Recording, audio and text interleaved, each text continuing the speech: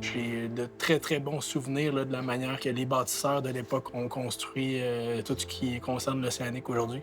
Un projet, je pense, qui était le rêve de plusieurs depuis des décennies, mais qui n'avait pas été réalisé. Mon père a eu l'occasion de le faire.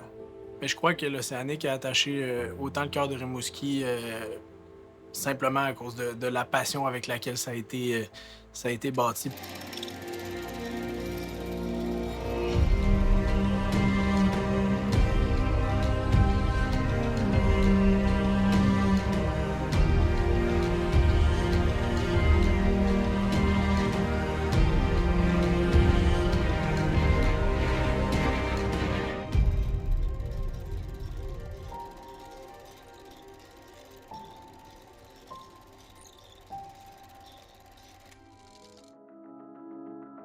En 1995, Maurice Tanguay pose un geste qui transformera Rimouski.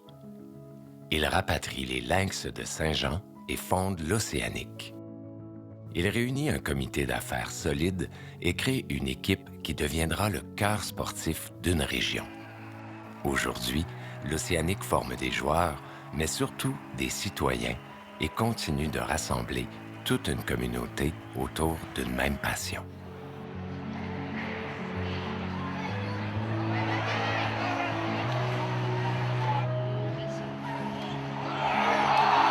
Le début de l'Océanique de Rimouski avait vraiment pour objectif d'amener une activité sportive de haut niveau, une équipe de hockey junior, dans le bas du fleuve.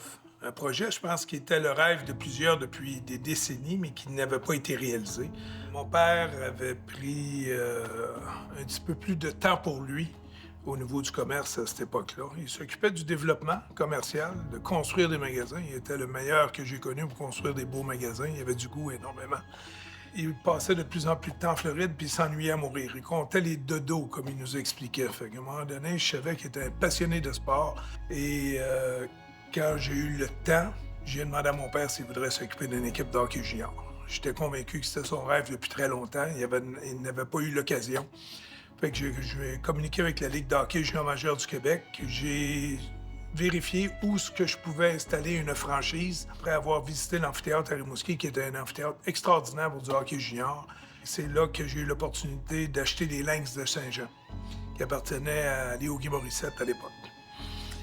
Fait que j'ai entrepris des discussions et des négociations avec Léo Guy pour finalement acheter la franchise de Léo Guy Morissette et l'installer à Rimouski.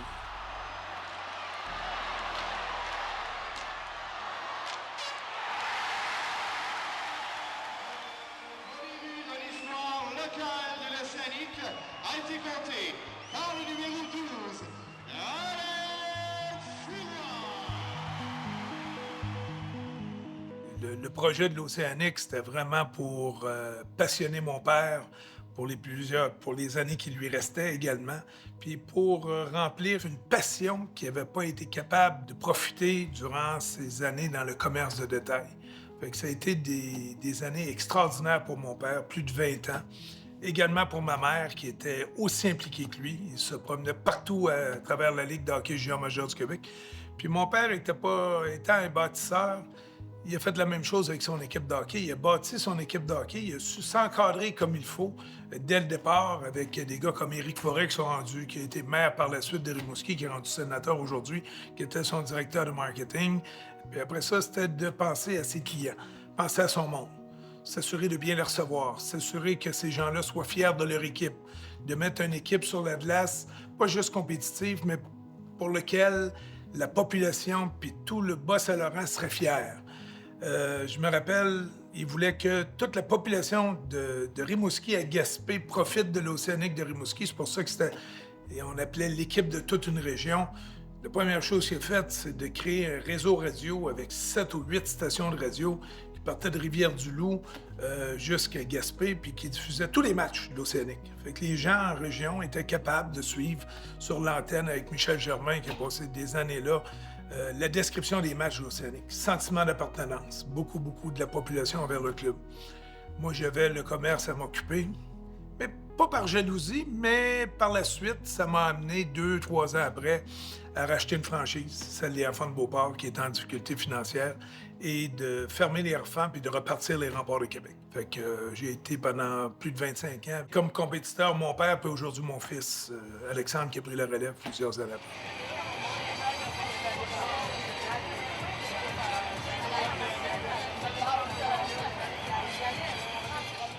Maurice continue d'avoir un impact, je te dirais pratiquement à chaque jour dans les entreprises qu'il a fondées. C'est pas pour rien qu'on retrouve aujourd'hui sa bannière là, dans le plafond du Colisée. Il a marqué tellement de gens, tellement été généreux au travers de sa vie professionnelle.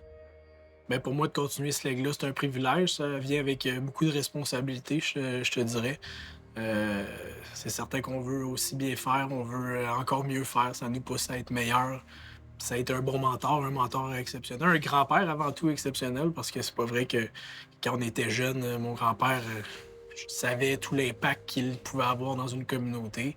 C'est au fil des années qu'on a grandi. Puis de le côtoyer à l'Océanique, bien, ça m'a permis d'en apprendre davantage sur lui. Puis c'était important pour lui, après son départ, que l'Océanique également continue que la famille continue de s'impliquer avec l'Océanique. Puis pour moi, ça a été un privilège là, de pouvoir continuer là, à m'impliquer quotidiennement avec l'Océanique puis d'aujourd'hui diriger cette organisation-là suivant son départ. Donc ça a été très enrichissant pour moi de le côtoyer puis ça m'a permis de devenir le jeune homme d'affaires que je peux être aujourd'hui.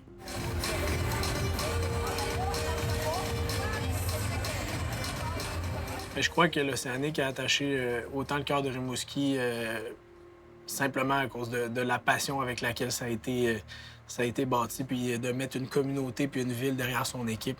Ça a été bâti par des gens passionnés, des gens qui ont à cœur la communauté, qui ont à cœur les gens de Rimouski, les partisans, puis qui ont créé un sentiment d'appartenance envers l'équipe qui est tout à fait exceptionnelle. Puis assurément que les joueurs, les grands joueurs qui ont passé par l'Océanique en sont pour une raison, assurément.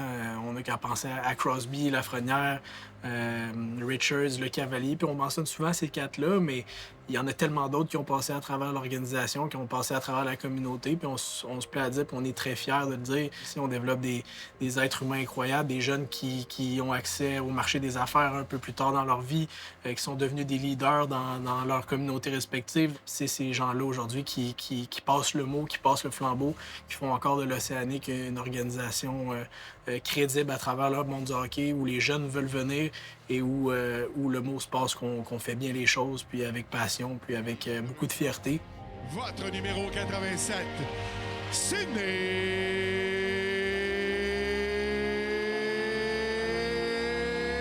Crosby! Des extraordinaires. Mais Crosby est spécial. Puis il n'est pas juste spécial au hockey, il est spécial en dehors de la glace. Des joueurs, des êtres humains qui transcendent leur sport, il y en a très peu, ça. Sidney en est un de ceux. Sidney dépasse les barrières du hockey. C'est pas juste un bon joueur de hockey, c'est un humain d'exception. Puis on est chanceux de l'avoir eu ici. Puis c'est quelqu'un qui se gêne jamais de nous donner un coup de main. T'sais. Il était très proche de mon grand-père. Mon grand-père en a pris soin comme si c'était son petit-fils, honnêtement. Puis je pense qu'il a toujours été reconnaissant de ça. Puis aujourd'hui, chaque fois qu'on a besoin de son aide, qu'on a besoin qu'il parle de son expérience à un jeune pour le convaincre de venir à Rimouski, le convaincre de choisir notre organisation, ça lui fait toujours un grand plaisir. Ça démontre qu'on a bien fait les choses pour lui et sa famille là, lors de son passage. Rimouski, vous êtes beaucoup pour moi et ma famille. Nous avons de bons souvenirs ensemble. Et ce soir, c'est un grand honneur. Merci du fond de mon cœur. Quand il est tombé dans le hockey junior, les 25 jeunes hommes qui étaient là, mais c'était les enfants de Madeleine, puis les garçons à Maurice. Puis ils les encadraient comme si c'était leurs enfants. Ils les ont traités comme ça aussi. Parce qu'il y a une réalité dans le hockey junior. Il y a une question de recrutement, il y a une question de conviction également, de convaincre les parents de te confier à l'âge de 16 ans des jeunes adultes. Hein? Première fois qu'ils partent de la maison chez eux, ils partent de Montréal, Gatineau, des Maritimes, s'en vont à Rimouski. Fait qu'en l'espace de quelques rencontres, quelques heures, tu dois décider que tu vas confier à une organisation ton fils pour les 3-4 prochaines années, puis que tu le verras pas tous les jours. Il va découcher pour la première fois de la maison. Fait que Maurice Madeleine ont joué un rôle très important là-dedans, puis ils ont pris leur rôle au sérieux en plus de ça, parce que c'était vraiment ça. Maurice voulait les voir performer, il était exigeant envers eux autres, comme il a probablement été exigeant envers ses enfants dans le passé. Mais par contre, il les aimait comme si c'était ses enfants.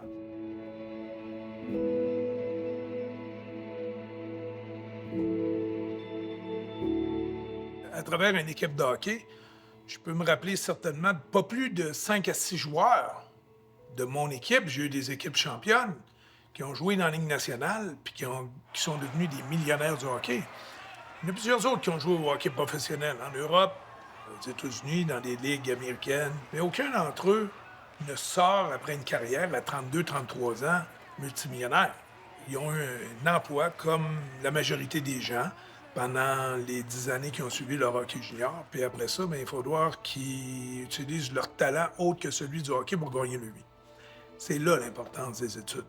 Puis pour tous ceux qui vont sortir du hockey junior puis qui ne joueront pas professionnel, ça, c'est la grande majorité. C'est 90 95 Les autres, il faut qu'ils deviennent médecins, avocats, administrateurs, boulangers, peu importe. Mais il faut que l'éducation les amène à un autre niveau pour qu'après leur carrière de hockey junior, soient capables de tomber sur le marché du travail. Puis de nous faire rayonner comme région. Ils ont passé par Rimouski, ils ont passé par l'Océanique, ils ont appris une leçon de vie extraordinaire, puis aujourd'hui, ils sont capables de le véhiculer dans chacune de leurs communautés. Puis c'est ça le vrai succès du hockey junior.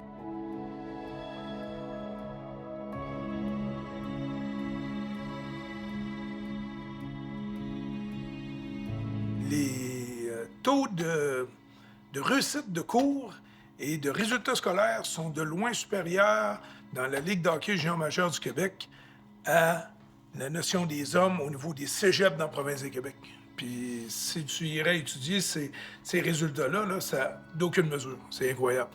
Fait qu'un joueur de hockey junior est privilégié dans l'encadrement qui lui est donné par le club pour au moins être capable de finir ses études.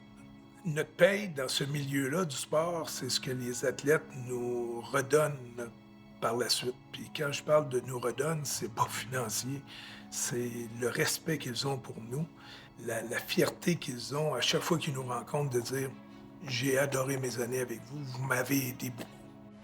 C'est un rêve qu'on ne peut pas imaginer, hein? Ça, de voir l'organisation, de voir tous les joueurs, Doris, Donald, Yannick, toute la gang. Bon match, les boys.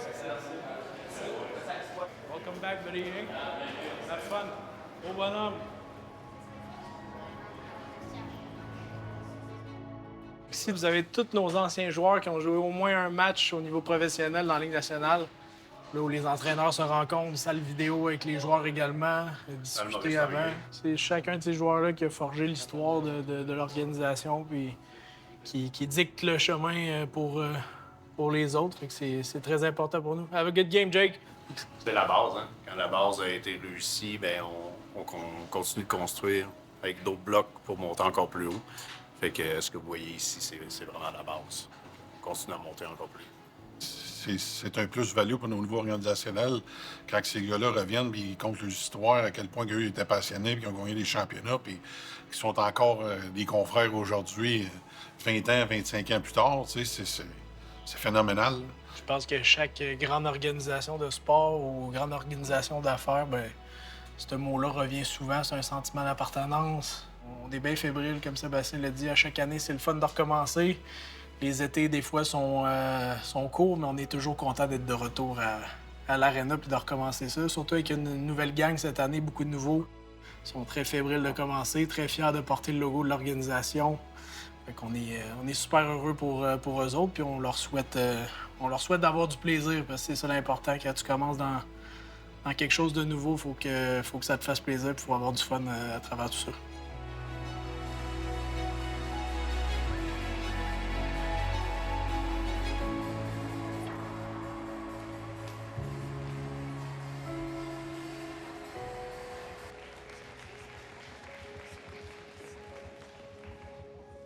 Je crois que ce que j'amène le plus, c'est mon côté humain.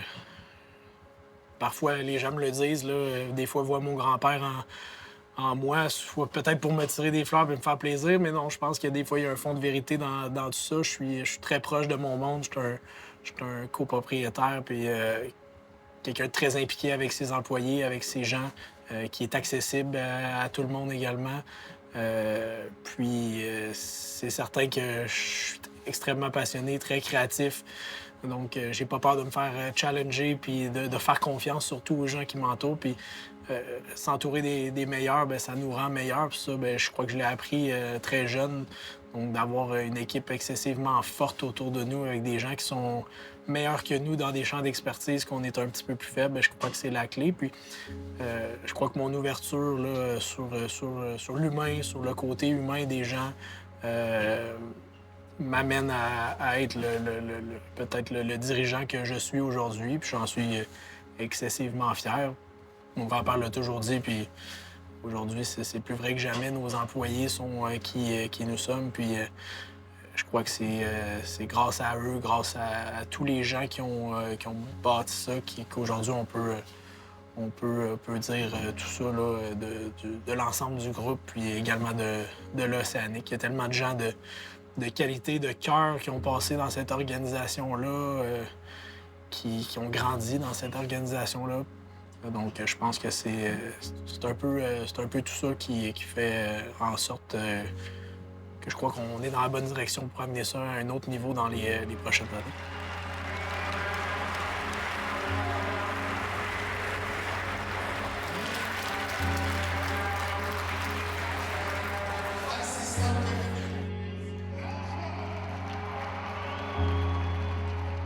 Bien, la famille Tanguay aujourd'hui, Charles, mon grand frère, aujourd'hui est président de Tanguay, le commerce de détail. Là. Bien entendu, c'est l'histoire de mon grand-père, il y a plus de 65 ans aujourd'hui, qui a débuté ce commerce de détail-là avec mon père Jacques qui l'a fait passer à un autre niveau, puis Charles aujourd'hui qui l'amène ailleurs.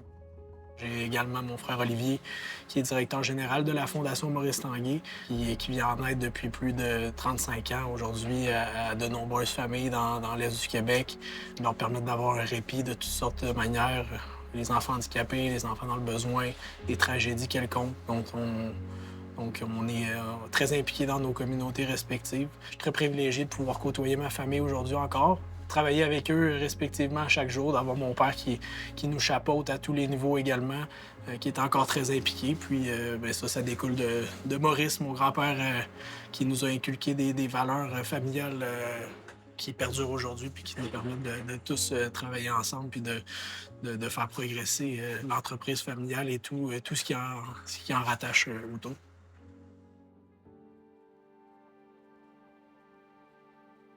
Quand tu deviens père, deux petites filles de 3 puis 1 an et demi, donc c'est certain que de bâtir quelque chose qui les rendrait fiers, c'est certain que de voir un jour la famille Tanguay continuer, puis de voir peut-être une de mes deux petites filles travailler dans l'Océanique, travailler avec moi, bien, un peu comme mon père et mon grand-père l'ont vécu. Je suis certain qu'ils sont très fiers aujourd'hui de côtoyer au quotidien dans les affaires leur fils. C'est certain que ça serait exceptionnel de pouvoir faire ça un jour. Quand c'est bien fait, quand c'est bien amené, je crois que c'est quelque chose d'excessivement positif. On voit toutes sortes de compagnies aujourd'hui être vendues aux États-Unis à des multinationales. Donc, de garder ça à travers une communauté, à travers une famille, à travers des gens d'ici surtout, je crois que c'est excessivement important, puis ça rend les gens très, très fiers.